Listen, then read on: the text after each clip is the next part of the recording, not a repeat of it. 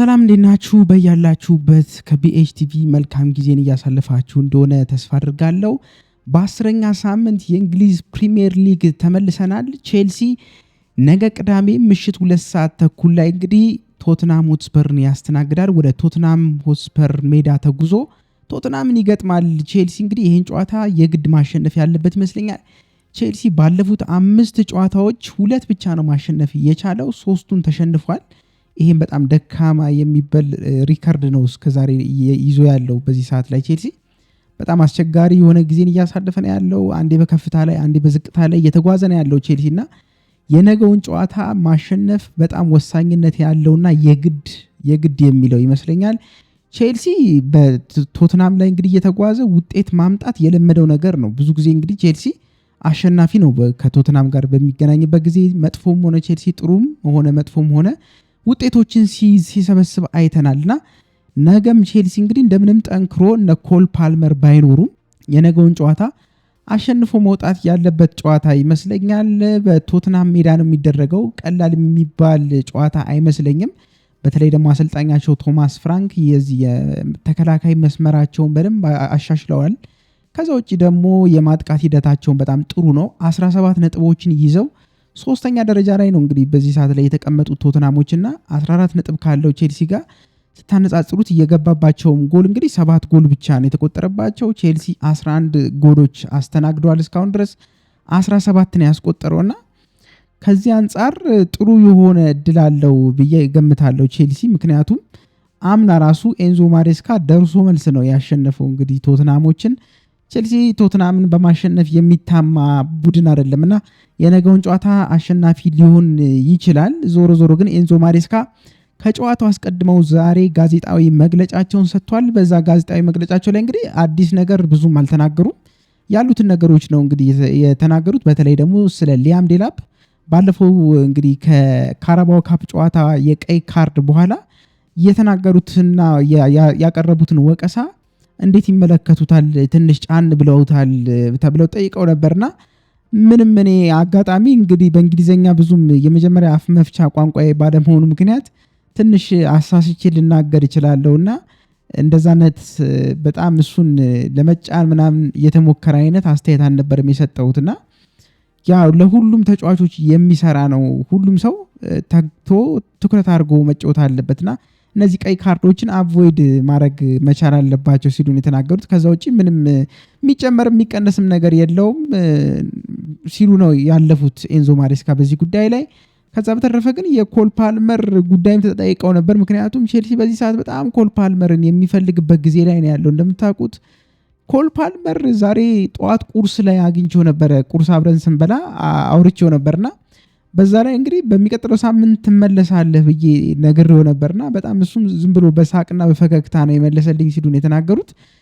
እንግዲህ የሕክምና የቼልሲ ባለሙያዎች እንደሚናገሩት ከሆነ ኮል ፓልመር በሚቀጥለው ወር ነው ይመለሳል ተብሎ የሚጠበቀው።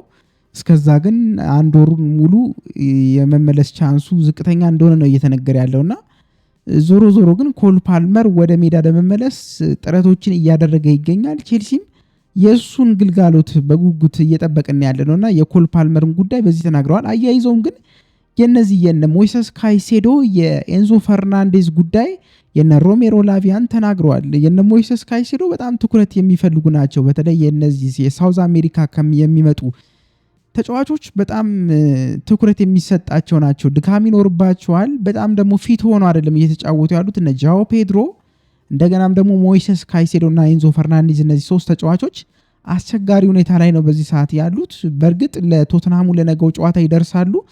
ዞሮ ግን ያሉበት ሁኔታ ድካም የተሞላበትና የተወሰነ እረፍት የሚፈልጉበት ወቅት ላይ ነው ያሉት።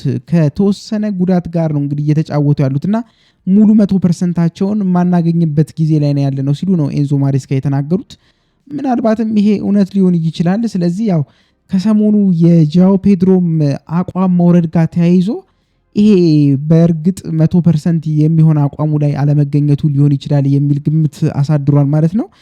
እና እንግዲህ እነዚህ ተጫዋቾች በደንብ ጥንቃቄ ሊደረግላቸው የሚገቡ ናቸው ሲሉ ነው ኤንዞ ማሬስካ የመለሱት። እንግዲህ ኤንዞ ማሬስካ በዘንድሮ የውድድር ዓመት በእንግሊዝ ፕሪሚየር ሊግ ላይ ጥሩ ውጤት ማምጣት ያለባቸው ጊዜ ላይ ነው የሚገኙት። እንደምታውቁት አምና በርግጥ ቼልሲ ቶፕ 4 ሆኖ ጨርሷል። የኮንፈረንስ ሊግንም ዋንጫ በልቷል። የክለብ ወርልድ ካፕንም ዋንጫ በልቷል። ይሄ ጥሩ የሆነ ጅማሬና ሰክሰስ ነው። ዞሮ ዞሮ ግን በዘንድሮ የውድድር ዓመት ቻምፒዮንስ ሊግ እንዲገቡ የግድ ይጠበቅባቸዋል። ቶፕ 4 ሆነው እንዲጨርሱ ይጠበቅባቸዋል።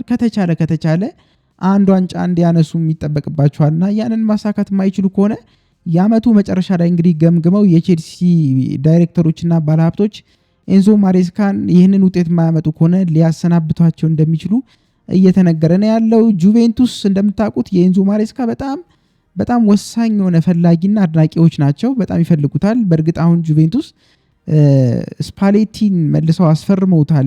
የቀድሞ እንግዲህ የኤሲ ሚላን የናፖሊ አሰልጣኝ የነበሩትን እንግዲህ ስፓሌቲን አስፈርመዋል ጁቬንቱሶች እና ከዚህ በኋላ እንግዲህ ኤንዞ ማሬስካን እንዴት እንደሚፈልጉት አይታወቅም። እነሱም ያው የዓመቱ መጨረሻ ላይ ነው የጁቬንቱስ ውጤትን አይተው የሚገመግሙት።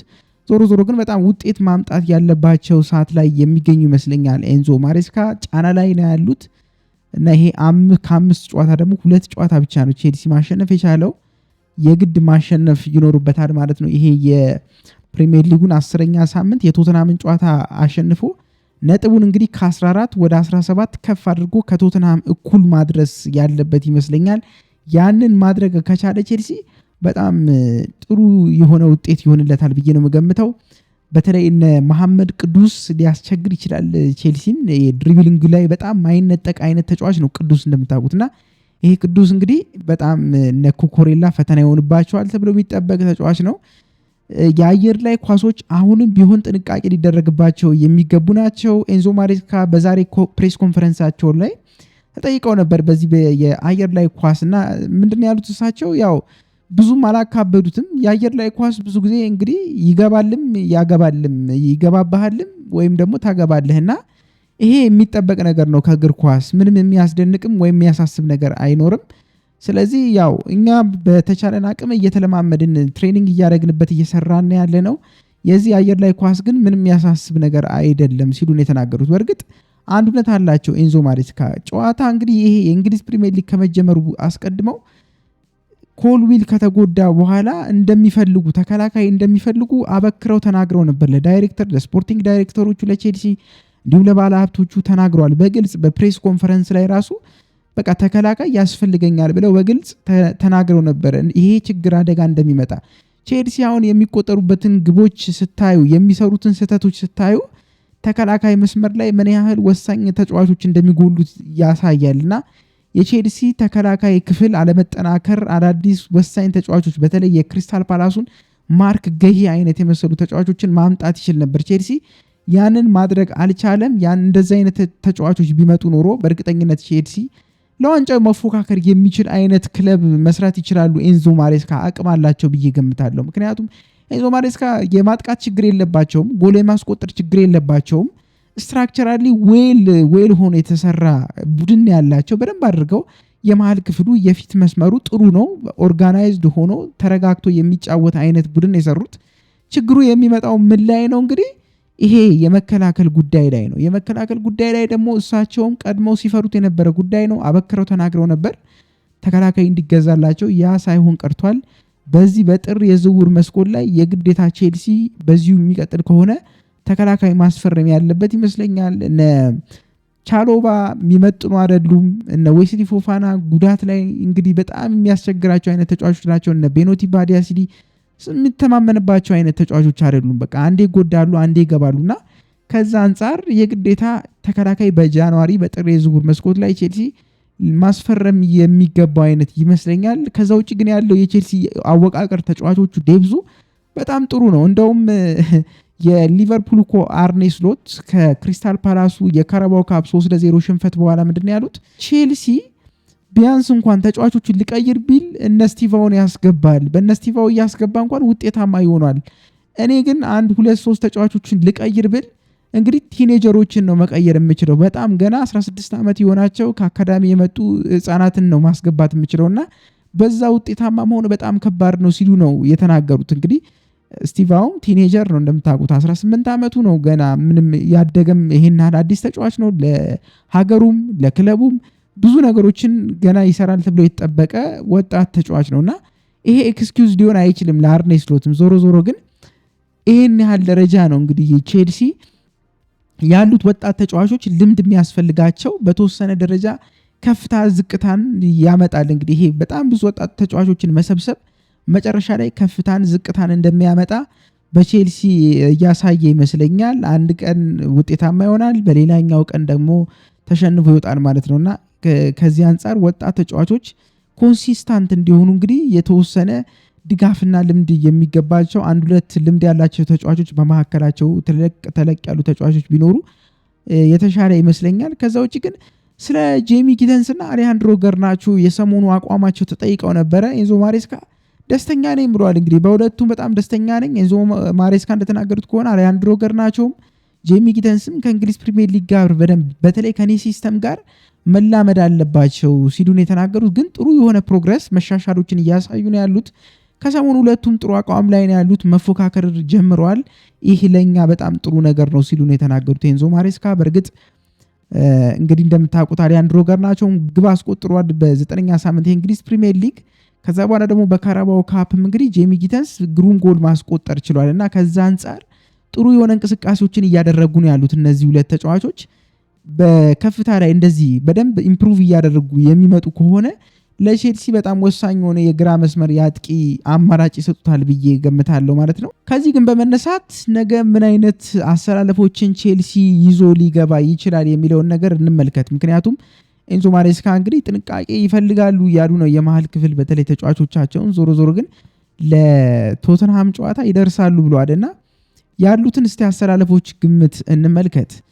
በግብ ጠባቂነት እንግዲህ ሮበርት ሳንቼስ ይገባል፣ ምንም ጥርጣሬ የለውም። የርገንሰን እውነት ለመናገር እኔ ለሁለተኛ በረኝነት ራሱ የሚመጥን አይነት መስሎ እየታየኝ አይደለም ያለው በዚህ ሰዓት ላይ በጣም አስቸጋሪ የሆነ እንቅስቃሴ ነው እያደረገ ያለው የርገንሰን። ስለዚህ ሮበርት ሳንቼስ በቋሚነት ይጀምራል። በግራ በኩል እንግዲህ የግራ መስመር ተከላካይ ማርኮ ኮሪያ፣ የቀኝ መስመር ተከላካይ ሬሲ ጄምስ ሆኖ ይጀምራሉ። በመሃል ተከላካይነት ደግሞ እንግዲህ እኔ ብሆን አቻምፖንግንና እንግዲህ ያው ትሬቨር ቻሎባ ይገባል ተብሎ ነው የሚጠበቀው። ትሬቨር ቻሎባ ከሰሞኑ አቋሙ ጥሩ አይደለም እንደምታውቁት። ዌስሊ ፎፋና ጉዳት ከተመለሰ በኋላ ብዙ የመጫወት እድልም እያገኘ አይደለም በዚህ ሰዓት ላይ ያለው። በካራባኦ ካፕ ጨዋታ ላይ ቤንች ላይ ራሱ ጭራሽ አልነበረም። ከጉዳት ይሁን ከምን ይሁን ምንም የታወቀ ነገር የለም። በአሁኑ ግን በዚህ በቶትናም ጨዋታ ላይ ይገባል አይገባም እሱ የሚታወቅ ነገር የለም። እንደኔ ግምት ግን ኤንዞ ማሬስካ ትሬቨር ቻሎባን ያሰልፋሉ ብዬ ነው የምገምተው። እኔ ግን ብሆን ያው አቻምፖንግንና ዌስሊ ፎፋና ቢሞከሩ የተሻለ ጥምረት ይወጣቸዋል የሚል ግምት አለኝ። በመሃል ሜዳ ላይ እንግዲህ ሞይሰስ ካይሴዶ፣ ኤንዞ ፈርናንዴዝ እና ሮሜሮ ላቪያ መግባት ያለባቸው ይመስለኛል። በበኩሌ ሶስቱም እነዚህ ተጫዋቾች መሰለፍ አለባቸው ብዬ አስባለሁ። የግራ ክንፍ አጥቂ ላይ ደግሞ ገርናቾ ይገባል ተብሎ ይጠበቃል። በቀኝ በኩል ደግሞ ፔድሮ ኔቶ፣ የፊት ለፊት 9 ቁጥር አጥቂው መስመር ላይ ደግሞ ጃኦ ፔድሮ ይገባል ተብሎ ነው የሚጠበቀው። እንደምታውቁት በካራባኦ ካፕ ቀይ በማግኘቱ ምክንያት ሊያም ዴላፕ የነገው የቶትናም ሆትስፐር ጨዋታ ያመልጠዋል። ቼልሲ በጉጉ ሲጠብቀው የነበረ ልጅ ነው። ከጉዳቱ ተመልሶ ለቼልሲ ጥቅም ይሰጣል፣ አገልግሎት ይሰጣል ተብሎ ሲጠበቅ በቀይ ካርድ በመውጣቱ ምክንያት ለነገው ጨዋታ አይደርስም። ዞሮ ዞሮ ጃኦ ፔድሮ በ9 ቁጥር ቦታ ላይ ይጀምራል የሚል ግምት ነው ያለኝ። በእርግጥ ማርክ ጊዩ በካራባኦ ካፕ ጨዋታ ላይ ቤንች ላይ አልነበረም። በሱ ፈንታ እንግዲህ የነበረው ታሪክ ጆርጅ ነው። ታሪክ ጆርጅ ጥሩ እንቅስቃሴዎችን ማድረግ ችሏል። በእርግጥ ዞሮ ዞሮ ግን ነገ ጃኦ ፔድሮ በ9 ቁጥር ቦታ ይጀምራል የሚል ግምት ነው ያለኝ። ጥሩም የሚሆነው እሱ ይመስለኛል። ሶስቱ የመሃል ክፍል ላይ ሮሜሮ ላቪያ፣ ኤንዞ ፈርናንዴዝ እና ሞይሰስ ካይሴዶ ሶስቱን ጠንካራ የመሃል ክፍል በደንብ እንዲቆጣጠሩ አድርገው እንግዲህ ሶስቱን ቢገቡ የተሻለ ይመስለኛል። ቼልሲ እንግዲህ ጎል ይቆጠርበታል። የጎል ግምት ብናስቀምጥ ጎል ሁል ጊዜ በየጨዋታዎች በተለይ ከሰሞኑ እየተቆጠረበት ነው ያለውና ከዛ አንጻር የነገውን ጨዋታ ቼልሲ 3-2 በሆነ ውጤት ያሸንፋል የሚል ግምት አለኝ። በጣም በእርግጥ አሁን በጣም ደካማውና በጣም የሳሳውን ቼልሲ ነው እየተመለከትን ያለ ነው። በስኳድ ዴብዝ ብትሉ በተጫዋቾች በጣም ጥሩ ያልሆነ አቋም ላይ ብትሉ በዚህ ሰዓት ላይ ቼልሲን ለመግጠም እንግዲህ ቶትናሞችም የጓጉ ይመስለኛል። ግን ቼልሲ ለቶትንሃም የሚተኛ አይነት ክለብ አይደለም። ሁል ጊዜ በቶትንሃም ሆትስፐር ሜዳ ላይ የሄደም ቶትንሃምን እያሸነፈ የሚነሳ ክለብ ነውና የነገውን ጨዋታ ግን 3-2 በሆነ ውጤት ቼልሲ ያሸንፋል የሚል ግምት አለኝ። እናንተስ ማን ያሸንፋል ትላላችሁ? ግምታችሁን ኮመንት ላይ ያስቀምጡልኝ። ማን በአሰላለፍ ላይስ እንግዲህ ማን በቋሚነት ቢጀምር መልካም ይመስላችኋል? እስከ ነገ እንግዲህ መልካም ጊዜ እንዲሆንላችሁ እመኛለሁ። ነገ ከቶትናም ሆትስፐር ጨዋታ በኋላ ብዙ የምንላቸው ነገሮች ይኖራሉ። ለቻናሉ ግን አዲስ የሆናችሁ ሰብስክራይብ ማድረጋችሁን እንዳትረሱ። የደውል ምልክቷን ተጫኑ። ላይክ አድርጉት፣ ሼር አድርጉት። መልካም ጊዜ ይሆንላችሁ። ቻው